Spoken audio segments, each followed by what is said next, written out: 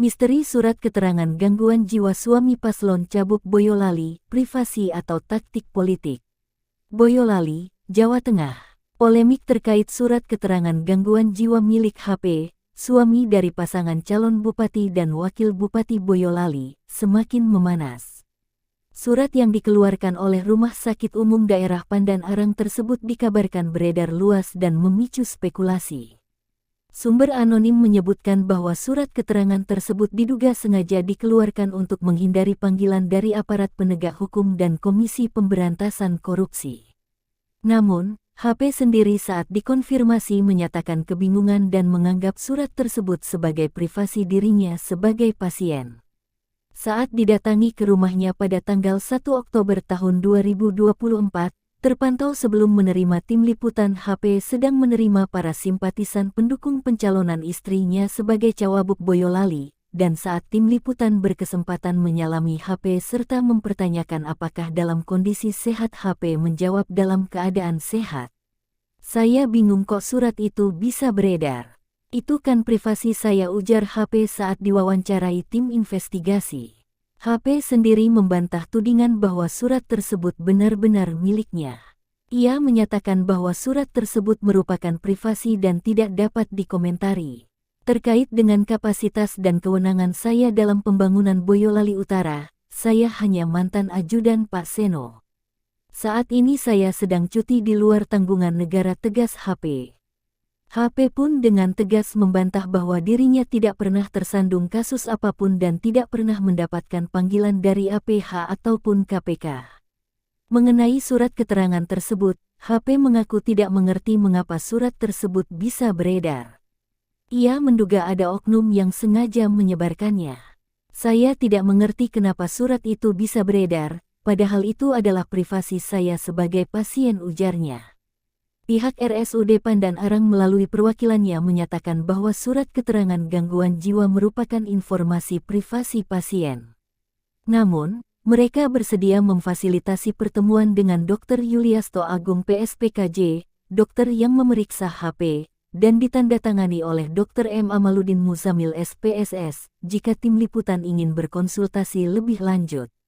Di sisi lain, viralnya video di TikTok mengenai mobil Innova milik RSUD Pandan Arang yang dibranding dengan logo pasangan calon bupati dan wakil bupati Boyolali semakin memperkeruh suasana.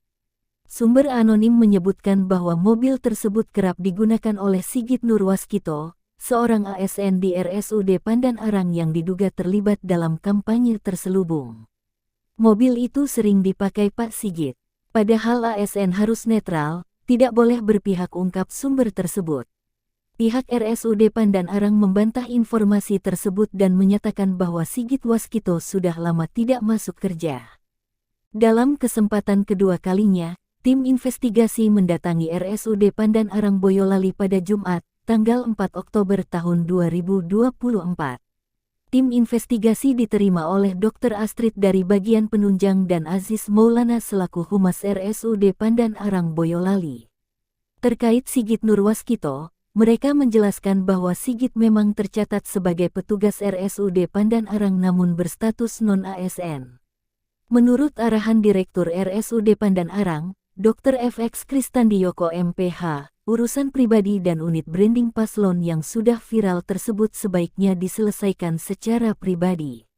Namun, jika tim liputan menginginkan statement dari Dr. Yuliasto, mereka harus bersurat secara resmi yang ditujukan kepada Direktur RSUD Pandan Arang.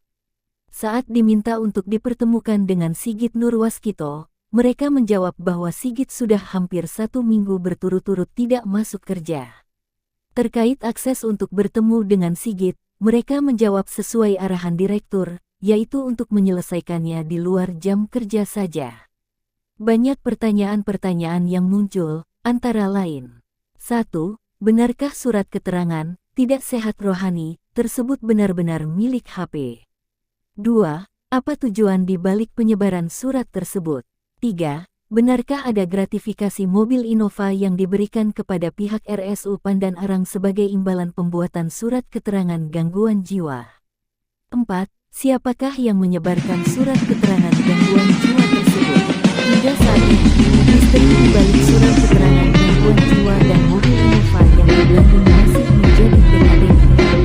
Tim investigasi terus berupaya untuk mendapatkan klarifikasi lebih lanjut dari berbagai pihak terkait. Dari Boyolali mengabarkan, tim investigasi.